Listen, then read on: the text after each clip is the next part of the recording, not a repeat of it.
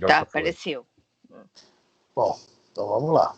Boa noite, tá? Hoje, tá? O Evangelho, estamos estudando o Novo Testamento, o Evangelho de Mateus. Estamos no capítulo 26, no versículo 42, é isso, Elise? É, 42, né? novamente, pela segunda vez. Nós agora estamos entrando já numa faixa do Evangelho em que, né, Jesus se caminha para a crucificação, né, para a sua prisão, depois da crucificação. Então, nosso estudo, estava olhando aqui, vai andar um pouquinho mais rápido, tá? Por quê? Está escrito na introdução do Evangelho segundo o Espiritismo. Tá? O Kardec fala que pode se dividir o Evangelho em 5 partes. 5 partes. Pode ser os atos comuns da vida do Cristo, os milagres, as predições, as palavras que tomaram da boca dele construir os dogmas que as igrejas têm, e, finalmente, a parte moral, tá? Que é a que o Espiritismo mais se utiliza. Mas as outras partes também têm muito valor, são muito importantes, e também no livro A Gênese, Kardec vai se aprofundar mais. Talvez se Kardec tivesse ficado aí conosco aí um pouquinho mais, talvez ele trouxesse mais coisas também. E nós estamos entrando justamente nessa fase agora, que é uma fase histórica, né? Uma fase histórica falando sobre essa crucificação, sobre essa passagem da vida de Jesus. Tá? Logicamente, tem ensinamentos aí? Tem, mas já não é aquela, né, quantidade, digamos, que tinha, tá? Teve durante todo o Evangelho. Tá? Muita coisa importante nós vamos falar. Certo? Mas muita coisa é só o ler e comentar dentro daquilo mesmo. Não há muito o que passar, tá? Certo? Vamos lá, então? Vamos. Desculpa, gente, é que a minha internet caiu. Vocês estão aonde? Eu vi você e a Carol. Né? É. Eu vi as duas. Saiu. Fez duas delas assim, caiu. Nós caímos aqui. Nós estamos no capítulo 26 de Mateus, no versículo 42. Ah, tá. Mateus 42. Tudo bem. Obrigada. Tá? A Frânio, é para ler tudo ou é continuar do 42? Não, ler do 42 é o final. Só salva agora, né? Nossa, o 5 foi muito importante. Nós tivemos muita coisa. Então, né? Vigiar e orar para não entrar em tentação, sobre a questão da tentação que está totalmente em nós, em cada um de nós. Né? Que não está lá na rua, lá fora. Eu adoro doce, né? Não posso ver doce que é uma tentação, não. Doce não é tentação, não. Nós é que somos, né? Está dentro de nós, somos tentados. Tá? Falamos disso aí. Tá? Não, eu acho que as minhas células, as minhas companheiras de encarnação que estão mal acostumadas.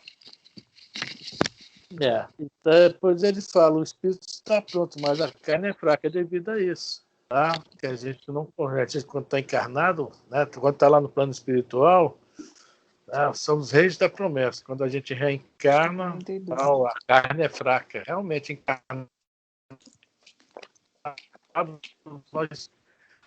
o espírito se torna mais fraco devido a foi nesse estudo semana passada. Aí vamos começar daí. Porque quando ele fala espírito está pronto também, se referindo aos discípulos, né? Os discípulos estavam prontos, tanto que eles foram escolhidos. Tá? Jesus não ia pegar qualquer um para ser seu discípulo. Ele escolheu um a um, foi convidando um a um. Convidou Mateus, convidou Pedro, convidou João, convidou Tiago, um a um, Natanael, Bartolomeu. Se eu não me engano, só 2 que vieram por parte de João Batista, né? E ficaram com Jesus. Mesmo assim, ficaram que Jesus os acatou. Então, aqueles espíritos estavam prontos. Até o desencarne de Jesus, a crucificação, eles se mostravam fracos, né? Mas depois que Jesus, né, desencarne, que eles começam a ver o que é que eles tinham que fazer, continuar com o cristianismo, né? Nós vamos ver que eles eram homens fortes, né? Decididos, valentes, corajosos. Fala, Cláudia. E Oi. os irmãos de Jesus, ninguém fala não, né? Filho, sabe por quê?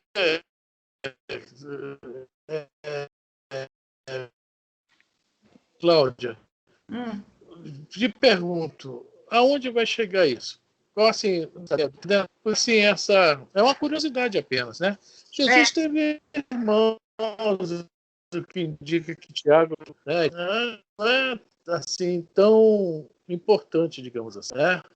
É uma curiosidade, eu mesmo já tive essa curiosidade, tem livros sobre isso ali, não vou falar para você, mas... É uma curiosidade que eu fiquei pensando. Ele teve tantos irmãos e não se falam neles. Interessante isso. Porque eles realmente... Veja bem, o fato de ser irmão de Jesus não significa nada. De repente é um espírito bem atrasado. Né? É isso? Então, é uma coisa assim que... Por isso que não se fala dele. Olha, o irmão de Jesus... Pô, Jesus morreu, mas o irmão dele, as irmãs...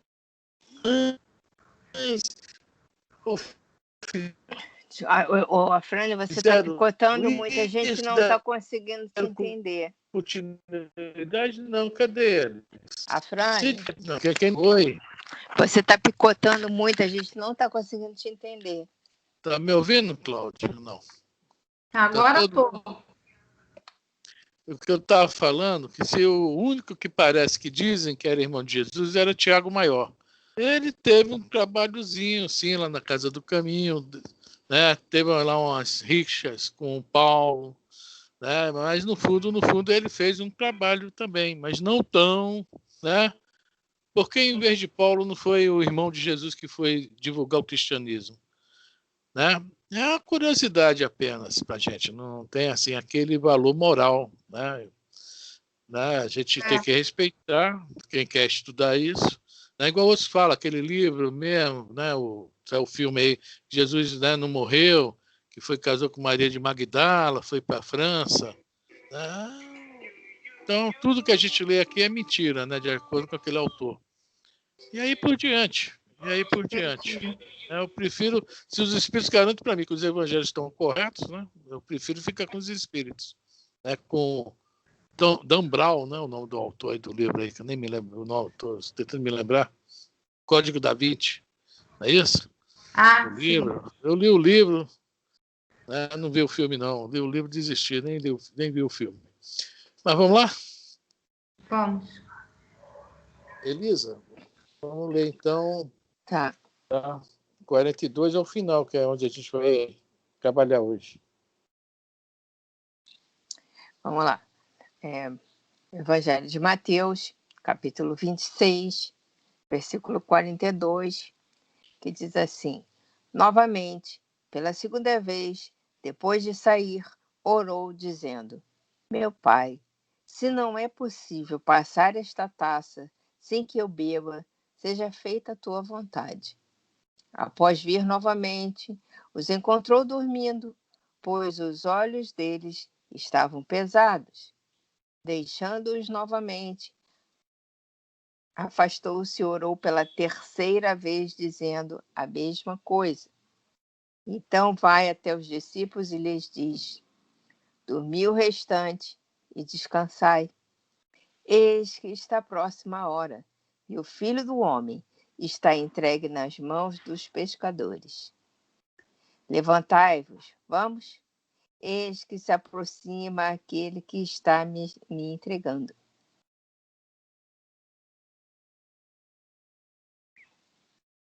Pronto. Afrânio está congelado? Certo, vamos ver, comentar um pouco. Oi, está me ouvindo? Tô. Aqui eu estou vendo a minha imagem. Pô. Estão me vendo? Não, tudo bem aí? Eu estou te ouvindo. Você está se mexendo assim para quê? Sim, é porque tá meio travadinho. Aí, às vezes vai e volta. vocês estão me vendo. Tá picotando. Viu? Falou mal da nossa internet agora. Agora é a dele. Eu vou tirar a imagem, então. Tá? Deixa eu tirar a imagem, ver se melhora. Não, tirei a imagem. Melhorou ou não? Melhorou. Então sem imagem. Tá só esse cara bonito aí com a camisa do Fluminense. Ah, que bonitão. Uhum. Vamos lá, então. Novamente, pela segunda vez, depois de sair, orou, dizendo: meu pai, se não é possível passar essa taça sem que eu beba, seja feita a sua vontade. Ele está aqui, né, se fortalecendo através da oração e aceitando com tranquilidade, né, o que nós comentamos sobre o cálice, né, a taça, né, que é aquilo que Deus, na sua misericórdia, coloca para nós. E ele está vendo, dando um exemplo aqui, um ensino para a gente. Se eu tenho que passar por isso, que faça a tua vontade. A prova é minha. É aquilo até que na aula passada, né? Cadê os mentores? Porque os mentores, né, ficam nos assistindo, nos ajudando, intuindo, mas nos assistindo. Que é a hora mesmo do nosso destino. Nós temos que passar por eles. Então, por isso a necessidade da nossa preparação. Não existe coisa melhor do que você se preparar para uma coisa que você se esclarecer. Que o melhor preparo é esse aí. O primeiro melhor preparo é esse aí. Você se esclarecendo, por que você está passando por isso, você consegue para você uma armadura. Você não está largado. Poxa vida, se eu estou passando, que eu já aprontei, eu devo ter que resgatar. E Jesus na boa, né? A taça é essa, não posso passar ela, então que seja feita a tua vontade. Na nossa prece, né? A prece que Jesus nos ensinou, não está lá também, que seja feita a vontade do Pai.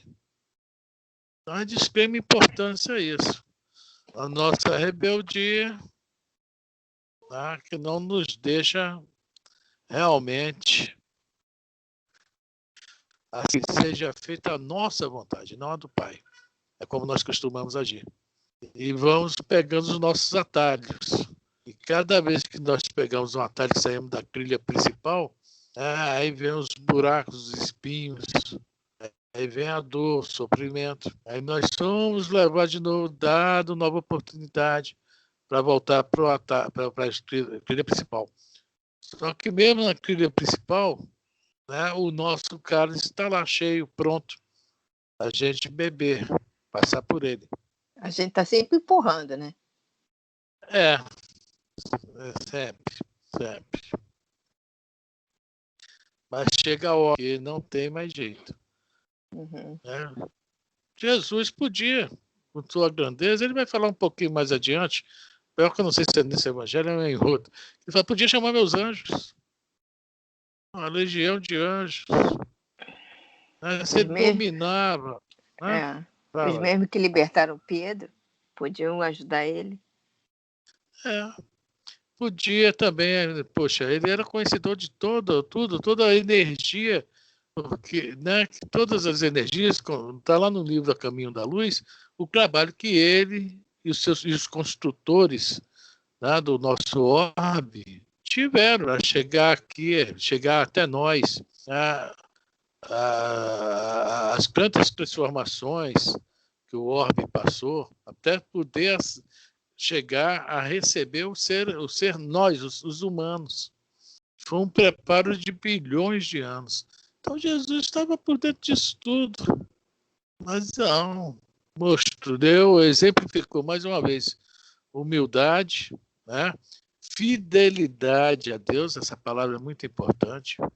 A gente vê nos carros, Deus é fiel, realmente Deus é fiel. Aí eu sempre que vejo, eu penso, e eu?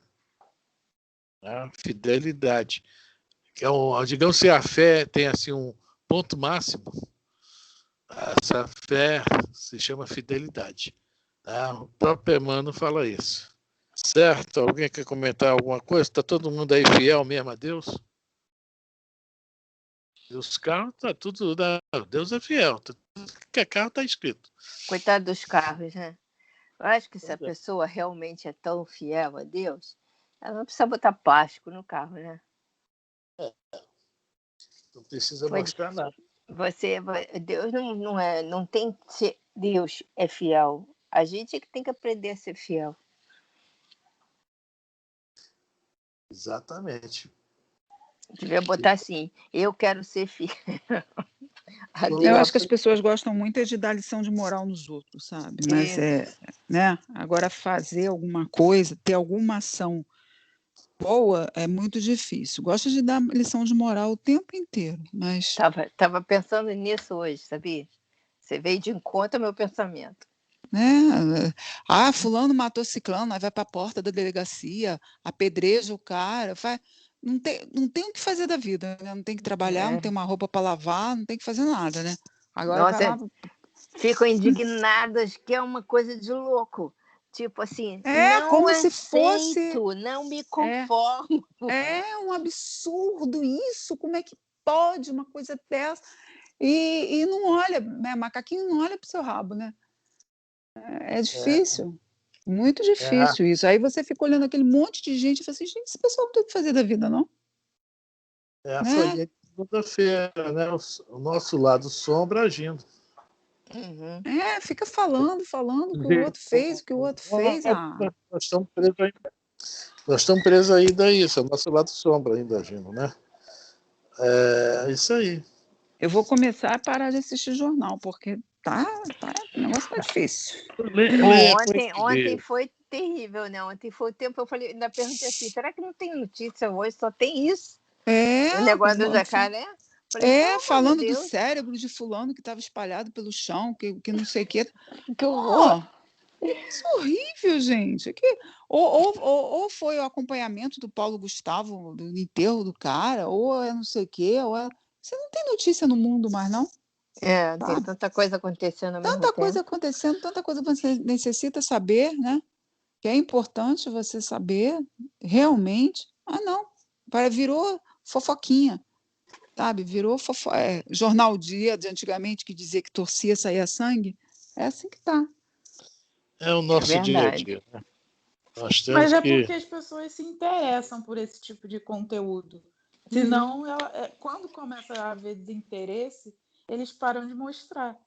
Então, eu acho que isso também faz parte, né, do aprendizado. É a prova de cada um. Cada um tem que saber sobre a sua vida. Não é que nem esse negócio daquele menino que morreu, vai para a porta da delegacia, não sei o quê. Cara, isso não é problema meu. Isso aí é um fardo só daquela família. Não é meu. Eu não vou ficar trazendo toda aquela má vibração para mim. Essa questão do jacaré, eu nem vi. Eu fui ver, eu não liguei TV, eu só vi que tinha acontecido e não procurei saber, porque como a chamada no G1 era assim, imagens fortes, eu não quero saber disso, sabe? Isso não vai mudar na minha vida. Então, né? Mas veja bem, nós tínhamos a entrega para fazer do Jacaré bem perto ali do ponto final do Jardim de Alá, tá? Do famoso 474. Para mim foi ótima notícia, porque eu cheguei lá para o caminhoneiro e falei, não vai agora não, vai só depois do almoço, que agora você não tem condições de ir lá. Quer dizer, para mim foi uma notícia ótima. Tá vendo como, né, eu fiquei triste com o tiroteio, mas valeu para mim, que eu podia, né, o caminhão ficar preso lá, aquelas confusões de sempre. Olha, para mim o mais chocante, Carol, o mais chocante foi que o cara foi, não sei se foram os estilhaços ou se foi a bala que atingiu o cara no metrô. O cara não dava um grito de dor. O cara falou, mas tinha uma mulher histérica, gritando sem parar. Que eu falei, não, sim, se eu estivesse lá, eu ia gritar para ela parar, ou eu ia dar uma bolacha na cara dela para ela parar com a histeria. Porque, olha, ela gritava fica desesperadamente. Olha, de fato, assim, realmente eu não sei nem o que aconteceu e por que aconteceu isso. Porque realmente eu não queria saber disso. Melhor assim. A gente já está passando por uma fase muito difícil, que é ficar, né, dentro de casa durante muito tempo. Se você começar a ficar só nessas informações ruins, meu Deus do céu, o que vai Bom, acontecer? o E, cara estava bebendo a taça dele. A mulher não estava aceitando que ele bebesse a taça dele, pelo jeito. Né? Vamos lá, então, 43. Agora mesmo, não tem muito o que comentar. Pode vir novamente, ele viu no Monte lá das Oliveiras, foi no Getsemani, né? Getsemane. Não, veja bem, não, lá no. Veja bem, isso é uma coisa interessante. Lá não tem J. E não tem G com som de J. Lá é G mesmo. Isso que eu esqueci de falar para vocês Então na é aula passada. Getsemane. É isso aí. Por exemplo, lá não tem Ruth, lá é Ruth. Não tem som de Rá, porque o som de Rá é uma outra letra, tá? É o CAF.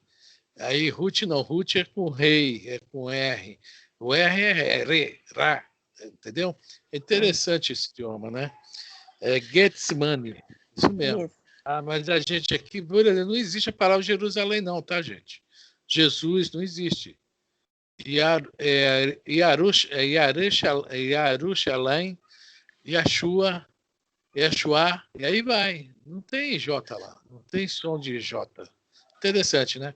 E não tem, o que mais me mata de raiva é que não tem vogal, não esqueço disso. Vamos lá. Então, Jesus estava orando, foi olhar para os discípulos que deviam estar acompanhando lá, vigiando, né? Dormindo de novo. Tá? A gente pode botar um simbolismo nisso aí, né? Que somos nós também, quando devemos ter que vigiar, orar, né? Nós estamos dormindo. E os nossos mentores se respeitam em determinado momento. Eles se respeitam, não nos acordam, não. Para ver o nosso acordar, eles vão nos intuir e tal, mas de repente, nesse dormindo aí, nós arrumamos muito problema para nós, né? Não, assim, Vamos só lá. uma pergunta. Essa reação que as pessoas tiveram com o fato do que aconteceu ontem. Eu vou usar o fato que aconteceu ontem, porque é o que está mais perto nesse momento. Não é estar dormindo, em vez de vigiar e orar? A nossa reação, nós estamos dormindo de olhos pesados. Esse é o detalhe que eu ia falar agora. Ou seja, nós não estamos a fim de acordar, não. Estamos ali mesmo com o sono gostoso. Tipo, a gente trabalhou 20 horas seguidas e cai numa cama, não troca nem de roupa, né? Pá! É isso? Entendi. É por aí mesmo. Por aí mesmo. Então, olha só, a questão aqui anterior que eu vigiar e orar, para não cair em tentação. E o sono, aonde mora a tentação? É justamente no sono. Ou seja, quando nós não estamos despertos para a vida espiritual.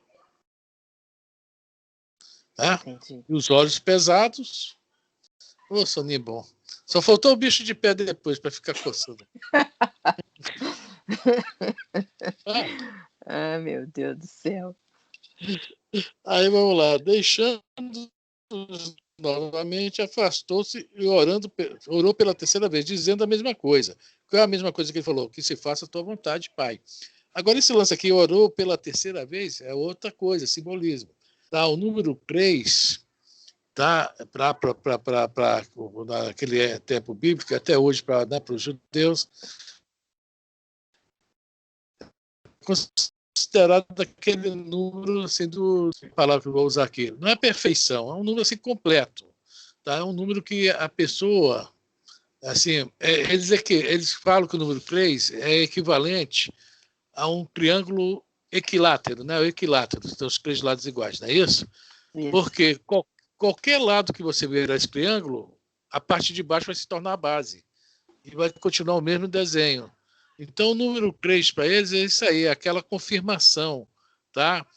Aqui é o que Jesus está falando, orou pela terceira vez. Ou seja, ele realmente está se entregando a Deus. Está entregue a Deus. A vontade do Pai, não a dele. Ele já sabia que ia passar por isso, está tudo escrito lá, as profecias todas. Tá? Então, tem uma palavra que se dá, que eu não estou lembrando, aqui não me lembro. Então é isso aí. quando ele está orando pela terceira vez, ele está, assim, digamos assim, realmente totalmente integrado nessa prece com Deus, ligado mesmo a Deus, tá? Essa oração. Um dia nós vamos chegar nessa orar pela terceira vez, né? Falta pouquinho, né? Então batiza os discípulos, ele diz: dormi o restante e descansai. Eis que está próxima a hora, e o filho do homem será entregue na mão dos pecadores. O Haroldo Dutra, na próxima, aqui daqui a pouco nós vamos comentar sobre isso, nos fala sobre uma coisa que vamos comentar daqui a pouco. Dormir o restante e descansar é justamente como se Jesus alertasse: dormir o restante e descansar. Por quê? O filho do homem será entregue nas próximas horas, que depois eles iam ter que despertar. Estou falando aqui de despertar espiritual. Eles não iam ter mais descanso. A vida desses homens não é brincadeira, não. Foi uma vida árdua, dura. Tá? E o que é pior, com todas as dificuldades que a gente imaginar, eles tinham. Começando pela financeira. A gente fica tão preocupado com a nossa situação financeira. Pedro morreu, coitado. Quando ele foi para Roma, ele não tinha o que comer, onde morar. Paulo, tá, com pena, né, ajeitou a casinha para ele, a família dele. Deve ter ajeitado também, né, arrumado alguma coisa, algum a fazer para ele. Que olha a situação que esses homens passaram.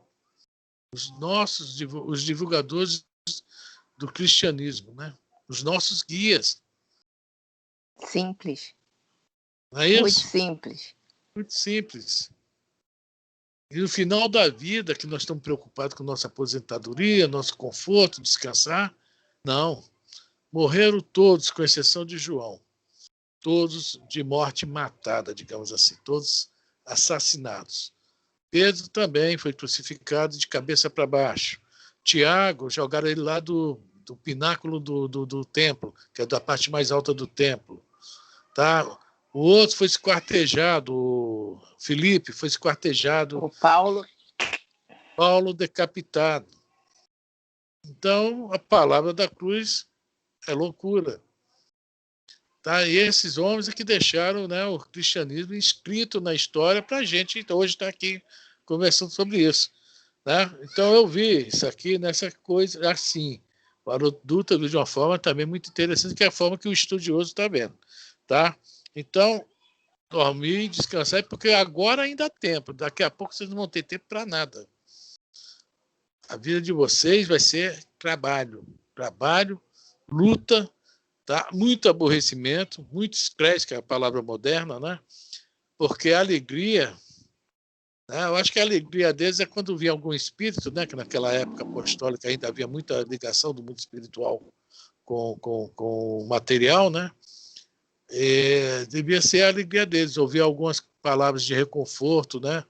De confiança, de esperança, de dar uma força, né? Devia ser o que eles tinham.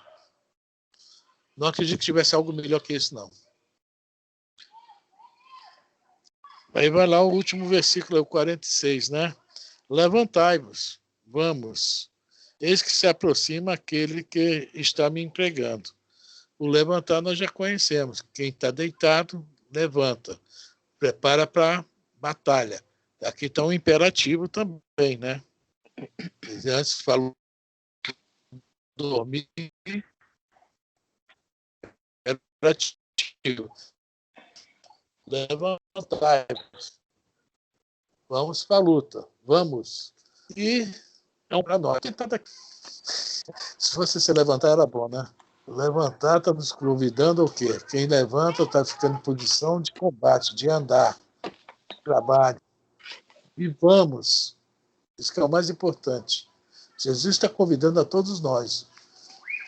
Vamos nos levantar. Vamos trabalhar. Vamos agir. O que ele pôde fazer por nós aí, ele fez. E ainda faz até hoje. A segunda vinda dele é isso aí. É o nosso levantar. A nossa nova caminhada. O seu evangelho já dentro de nós. A aplicação do seu evangelho. Alguém comenta alguma coisa?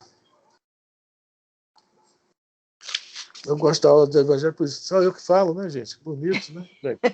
Não, nós já falamos pra caramba. Olha só, a Elisa... Afrânio, Hum, só uma pergunta. Não sei se... Eu acho que tem um pouco a ver com a aula de hoje, né?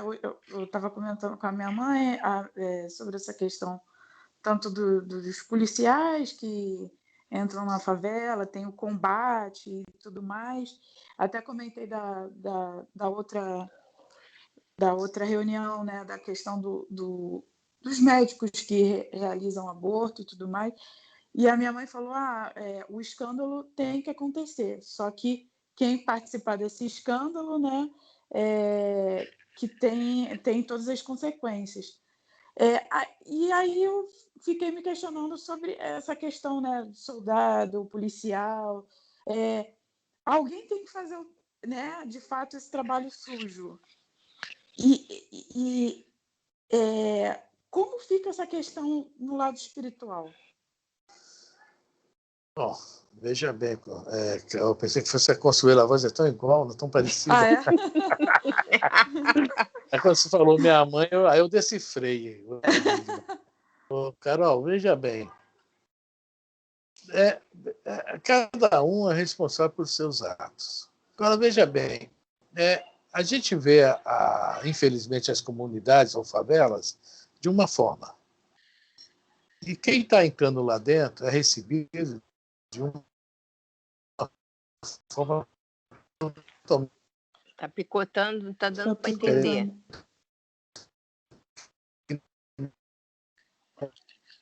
E travou. Afrânio, você está picotando, travando, sei lá o que é. Não está dando para entender nada. Eu não estou defendendo. Eu vou tirar minha imagem. Se eu conseguir.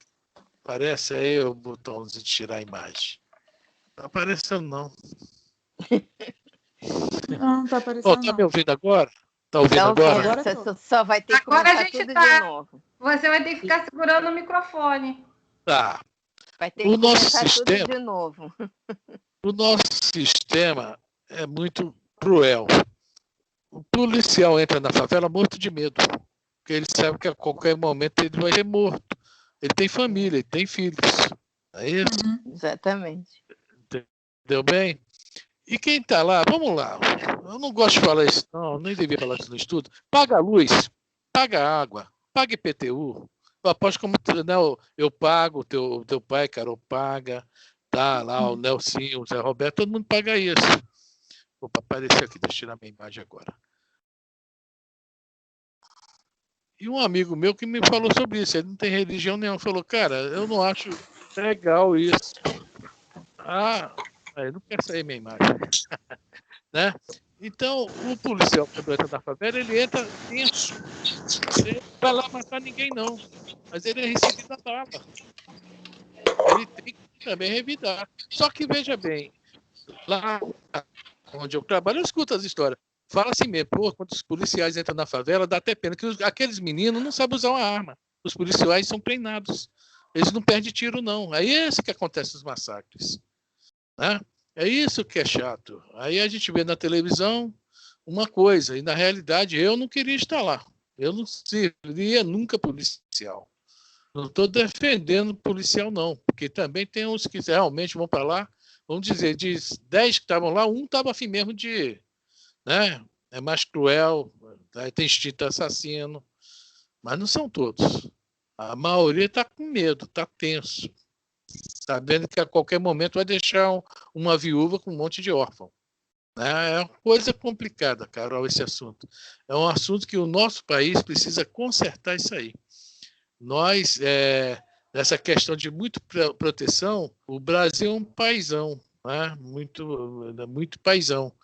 Tá? Há muitas pessoas que vivem às custas dos outros, vamos falar isso. Talvez se eles tivessem que pagar imposto, trabalhar, fazer isso, obrigar o filho à escola, talvez não fosse assim como é. Eu vejo lá, quando roubam um caminhão, a festa que é lá nas comunidades, lá perto onde eu trabalho. Pessoas honestas não participam disso. Mas lá eu não vejo ninguém não participar. E me oferece, Afrânio, tem carne ali a R$10 o quilo, tem tênis ali. Um dia desses eu estava lá, qual o teu tamanho de calça? Eu disse 46, porque eu estou com 3 calças da Taco aqui, leva por R$60. Isso eu passo isso todo dia. Então, são esses que chegam lá quando matam alguém, vão para a rua, fecham a rua, botam fogo no pneu, acusam os policiais. Então, há erro dos dois lados, infelizmente. Não estou defendendo o policial, nem estou acusando eles também, não. Porque eles, o Brizola, falar em política agora, quis fazer CIEP para eles. Tiraram o Brizola do poder. Foi isso que aconteceu na nossa cidade, nosso estado. Quer dizer, é uma questão complexa demais, muito complexa. Né? Quando chega no plano espiritual, a gente não pode saber o que passou no coração daquela pessoa na hora que estava atirando no outro. Se foi por legítima defesa, se foi por medo. Né? Tudo isso vai passar. Ou se foi por crueldade mesmo, né? A pessoa se entregou e ele não aceitou, deu tiro. Isso também acontece. É meio complicado Isso tudo. Hã? Isso tudo seria julgado. Assim, Deus assiste tudo. Isso aí você pode ter certeza. Né? Deus assiste a tudo. Nós não podemos falar vai acontecer isso ou aquilo, porque é a questão do coração de cada um. Entendeu? O que é que se passou na ideia, no coração de cada um, da vítima, do algoz. Né? Isso. Mas todos são responsáveis por seus atos. Isso você pode ter certeza. Né? Outra pergunta, também relacionada a essa questão espiritual. Mesmo quando, exemplo, esse policial não tem a intenção de matar por maldade, não tem aquilo tudo, mas talvez por influências de obsessores e tudo mais, durante, ele acaba atirando de uma forma maldosa, né? Como isso é visto? Essa influência de outros sobre aquela... Ele é culpado. Porque ele tem o livre-arbítrio, né? Se ele não quer matar, ele só prende a pessoa, vai lá, algema, dá uma cacetada na cabeça para a pessoa não sair correndo, para desmaiar a pessoa, não é isso? Tem 1000 modos. Então, se ele aceitou a sugestão dos obsessores, é a tal da tentação que nós já falamos da aula passada. Estava dentro dele, ele estava a fim de acontecer. Estava talvez se prendendo um pouco, mas veio a oportunidade, ele não conseguiu na hora se dominar. Então, ele... Da carne é fraca, né? A carne é fraca. Entendeu? Ele é culpado, sim. Tá? Agora, se ele chegar lá, ele podia matar e não prende a pessoa, tem mérito. Às vezes o cara atirou nele, ele tá se escondendo, e opa, tá, o cara tropeçou, a arma caiu, ele atirou no braço do cara, na perna, sei lá, e rendeu o cara. Ninguém tá vendo. Pô, esse cara atirou em mim, quis me matar. Ele não podia, né? Não, prendeu o cara, algemou o cara. Tem mérito nisso aí. Né? Então, é uma coisa que a gente... Só Deus que sabe mesmo, viu, Carol? Só Deus que pode falar é isso e é aquilo. A gente só faz conjunturas, tá bom? E as provações, talvez, deles sejam maiores que a nossa, porque a tentação é maior, né? Tá no tiroteio, é uma prova bem ruim, né? Imaginou? É bem complicado. É feio o negócio. Eu morro de medo, às vezes, quando eu vou em certos lugares, que eu sou obrigado a passar, meu Deus do céu. Né? Pior que você está passando, de repente um tiroteio, tu está no meio, olha a situação. Mas faz parte da nossa vida, né? Nós estamos aí para isso. Então tá, nós já falamos tudo aqui, né? Levantai, vamos, né? Esse que se aproxima aquele que está me entregando. Ou seja, está falando sobre a aproximação de tudo. Só que antes de ir, quem está com esse livro igual o meu, o Novo Testamento do Haroldo Dutra, tem aqui no item 11, lá aquele tipo de página, item 11, lá do outro lado, ele vai uma coisa muito interessante. Tá lá, item 11. Só quem tem o livro do Haroldo Dutra que tem isso, tá? Os outros não tem, porque isso é uma coisa que o Haroldo Dutra colocou no livro dele. Daí ele botou, cada vez que aparece uma certa palavra, assim, ele bota um númerozinho e bota lá no canto de página para nos tirar a dúvida ou fazer um comentário, né? Um númerozinho. Esse é o 11. Vamos lá. Os dois verbos dormir e descansai estão no imperativo, não havendo qualquer sinal de pergunta na manifestação de Jesus. Todavia, a continuação da fala demonstra que houve uma espécie de repreensão, tanto que ele dá nova ordem para que os discípulos se levantem. Nesse caso, Jesus teria dado uma ordem positiva com a intenção de reforçar a censura, uma espécie de ironia fina. Muito bem. Então Jesus fala, dorme, dorme, né? Aí depois, né, como se estivesse, né, repreendendo aqui do que o Haroldo Dutra nos traz. Mas depois fala, vamos, levanta, vamos, levanta. Ou seja, já muda o tom, demonstrando que realmente ele tinha feito uma repreensão aos discípulos na questão do dormir, né, do dormir e descansar. Mas veja bem, ele fala que uma espécie de ironia fina. Então, nós já falamos algumas vezes isso aí em nossos estudos, que os estudiosos, os grandes estudiosos, tá, eles veem dentro do Evangelho algumas coisas que eles falam que se chama de ironia. O que é ironia? É uma piadinha. Tá? Muita gente acha que tudo é... Por exemplo, tem uma passagem lá no início do Evangelho de Mateus que João Batista está conversando com os fariseus, repreendendo os fariseus, e os fariseus falam, nós somos filhos de Abraão. Quando ele fala que somos filhos de Abraão, João Batista fala, olha, dessas pedras, Deus pode tirar, desta pedra, Deus pode tirar filhos de Abraão. Ou seja, está falando, na visão espírita, está falando sobre o quê? Sobre a questão que no mineral estão os princípios espirituais adormecidos, que vão se tornar filhos de Abraão no futuro, homens. Mas, para os grandes estudiosos, é uma questão de tipo uma ironia, uma piadinha de João, que a palavra pedra e a palavra filhos, a escrita é a mesma no hebraico, a pronúncia que é diferente. Filhos é benim, tá? Pedra é banim. Então, de banim pode tirar benim. Quer dizer, é uma piadinha, um trocadilho que ele está fazendo aí de pronúncia. Ironia fina. E vai várias passagens durante o Antigo Testamento e o Novo Testamento. Tem outra também, quando aquele caso da viúva negra do Evangelho de Marcos, que uma mulher casa com o irmão, morre, a lei do levirato, aí casa com o segundo irmão, que a lei mandava, até matou 7 irmãos a mulher. Tá? Aí eles vão fazer uma pegadinha com Jesus, os fariseus. Aí Jesus responde, nunca lestes a Escritura? Ou seja, se os caras eram doutores da lei, como é que Jesus pergunta para eles, vocês nunca leram a Escritura, que era em cima disso, que eles estavam até baseando a pergunta, e dar-lhes a resposta também, ou seja, um modo de uma ironia fina, uma gozação. Tá? Que às vezes a gente pensa, ler o Evangelho, Jesus era um cara de gravata e paletó sério, nada disso.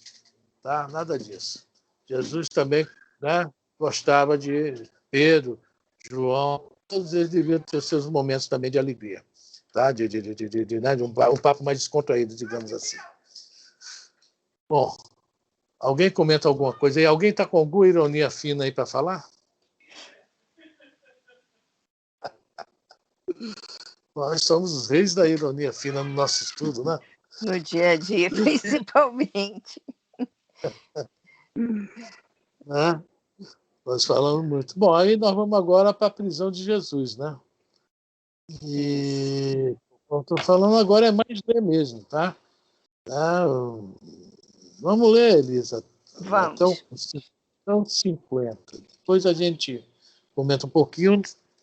Não sei se vai dar tempo para os 50. Nos 50 que vai ter uma ressalvazinha legal. Do 47 ao 50. Tá, vamos lá. Então, vamos para Mateus capítulo 26, versículo 47. Nós vamos agora para a prisão de Jesus, que também está em Marcos, no capítulo 14, versículos de 43 a 52. Em Lucas, no capítulo 22, versículos 47 a 53. E também vamos achar em João, no capítulo 18, de versículo 1 a 11. Mas hoje nós vamos ler em Mateus a prisão de Jesus. Bom, capítulo 26, versículo 47. Enquanto ele ainda falava, eis que veio Judas, um dos 12, e com ele uma grande turba, com espadas e porretes, vinda da parte dos sumos sacerdotes e anciãos do povo. Aquele que o estava entregando deu-lhes um sinal dizendo: aquele que eu beijar é esse, prendei-o. Aproximando-se de Jesus, logo disse: salve, Rabi, e o beijou. Jesus, porém, lhe disse: companheiro, aqui vens? Então, depois de se aproximarem, lançaram as mãos sobre Jesus e o prenderam. Bom, Israel, né? Não tem muito o que se falar, porque é uma passagem, né, digamos, de história, né? Está contando a história da crucificação, né? A gente veio o Judas, uma grande turma, com espadas e porretes, ou seja, a turma veio mesmo para arrebentar, né? Se houvesse alguma, como é que fala, o Jesus não quisesse entregar, né? Alguma resistência, a palavra resistência, eles iam agir. E o que é mais engraçado é que vinha da parte dos sumos sacerdotes e anciãos do povo. Isso não condiz com o representante de Deus, que é o sacerdote. É muito interessante isso aí. Israel era uma teocracia.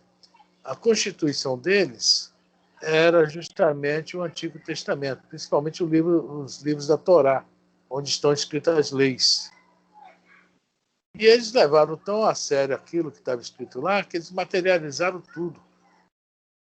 O sumo sacerdote, que deveria, né, ser mais amoroso com o povo, misericordioso, etc., tinha um exército, um sinédrio, que era lá onde eles se encontravam, ao lado do templo, digamos que era o parlamento deles, tinha exércitos.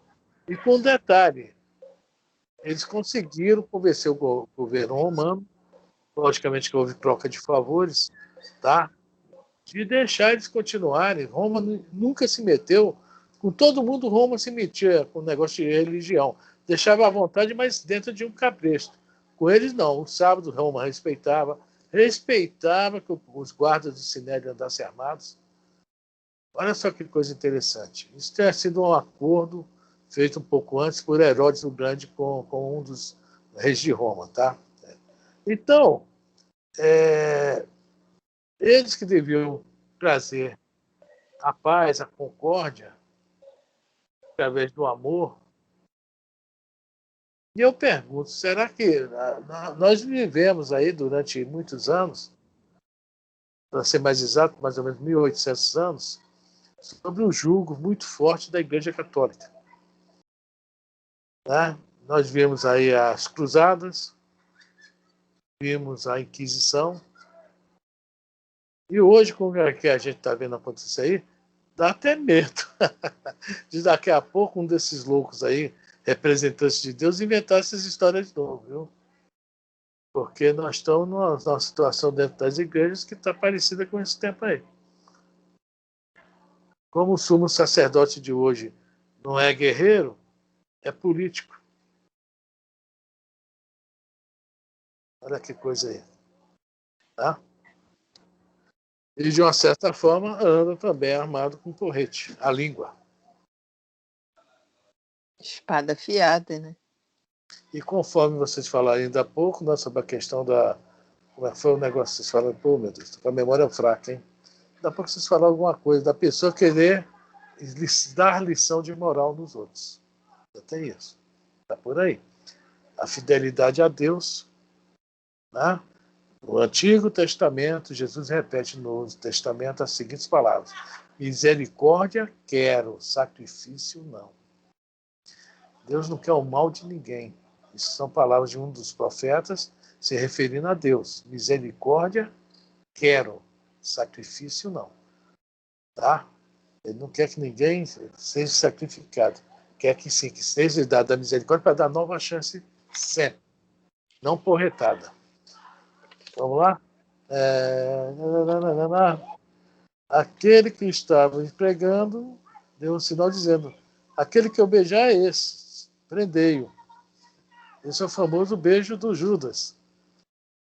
Eu fico até pensando, tem que tomar cuidado se for beijado aí na rua. Hoje é o beijo da Covid. Tá pior?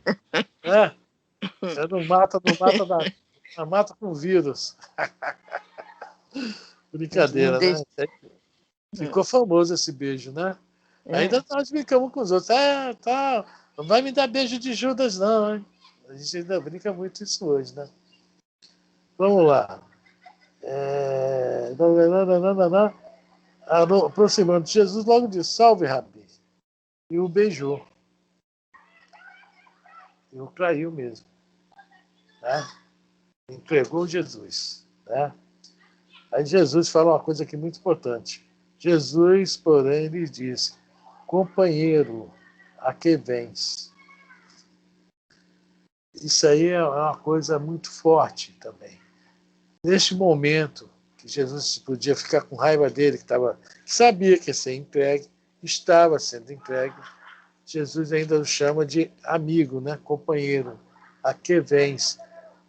De acordo com Emmanuel, em uma das páginas do Emmanuel, Jesus estava dando a ele ainda uma oportunidade de se consertar, de não praticar o tal ato. Não vai dar mais tempo, Elise, que eu não pensei que fosse chegar aí hoje, mas o livro Caminho, Verdade e Vida, eu nem passei para o grupo, porque eu achei que não ia chegar. Tem uma paginazinha que a gente pode ler rapidinho e semana que vem ler de novo, eu passo para o grupo, para que todo mundo leia junto. 90.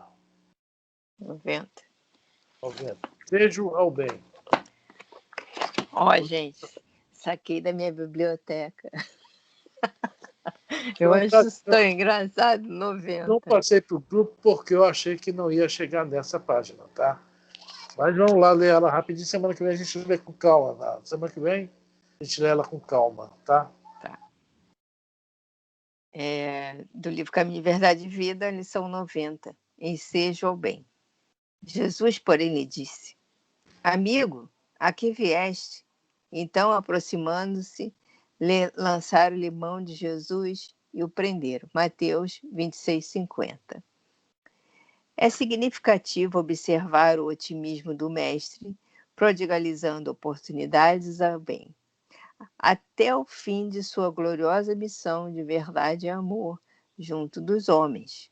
Só prodigalizando oportunidades ao bem, dando mais uma oportunidade ao Judas, ao bem. Que o Judas não entre nesse.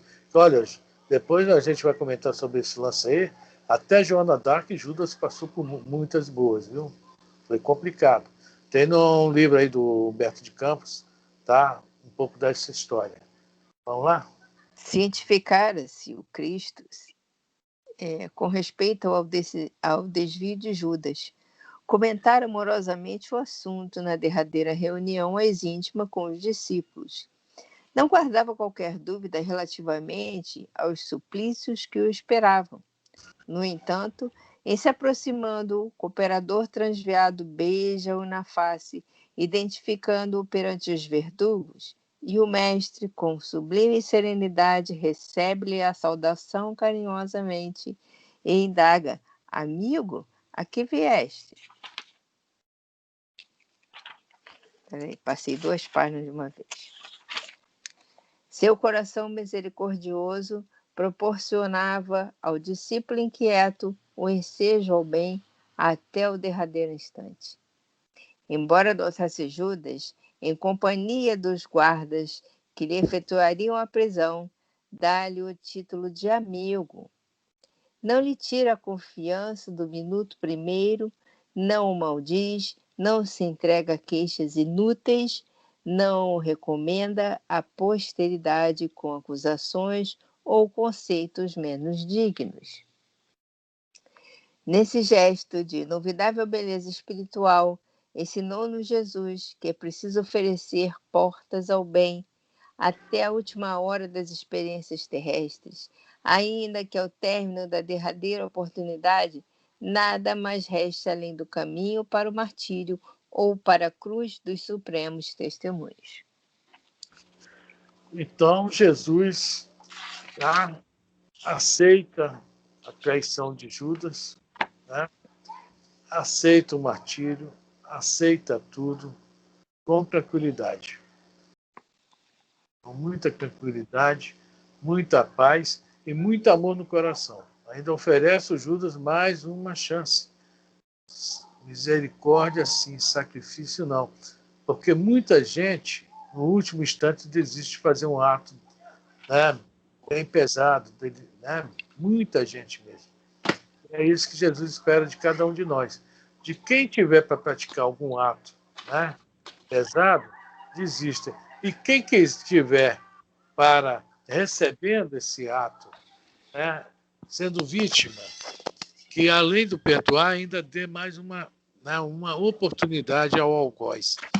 Tá? Então, sobre isso aí. Mas, Afrânio, isso não tinha que acontecer de fato? Se isso não acontecesse, não poderia mudar o curso da humanidade, a nossa evolução espiritual, porque a evolução aconteceu depois disso. Querendo ou não, aconteceu. Não, Então, não era para acontecer, não. Não? Não. Toda profecia não é para acontecer. Por que a profecia? Né? O profeta vem e fala, não façam isso. Se vocês fizerem, ainda explica. Se vocês fizerem isso, vai acontecer isso, isso, isso e isso. Tá? Nós, a humanidade, temos uma dívida com isso aí, com esse martírio aí, com essa crucificação. Mesmo Jesus nos perdoando, nós temos uma dívida. E todos nós, né, vamos resgatar. Fala, José. Se tivesse que acontecer mesmo, precisava falar sobre isso. Precisava a profecia. A profecia é justamente o alerta. Ó, fica de olho. Vai acontecer. Tenta mudar. Exatamente. A gente não muda. Carol, o conselho me perguntou, foi Carol, Carol. né? Carol. Você faz o seguinte, vocês têm aí a Bíblia em casa, procura a parábola de Jonas. Tu vai ver um profeta fazer uma profecia e tu vai ver o que aconteceu. A profecia foi aceita. O pessoal aceita a profecia. E não para de errar. Para com tudo. E aí a profecia não acontece, ele fica pau da vida com Deus. Lê que é até engraçado essa parábola.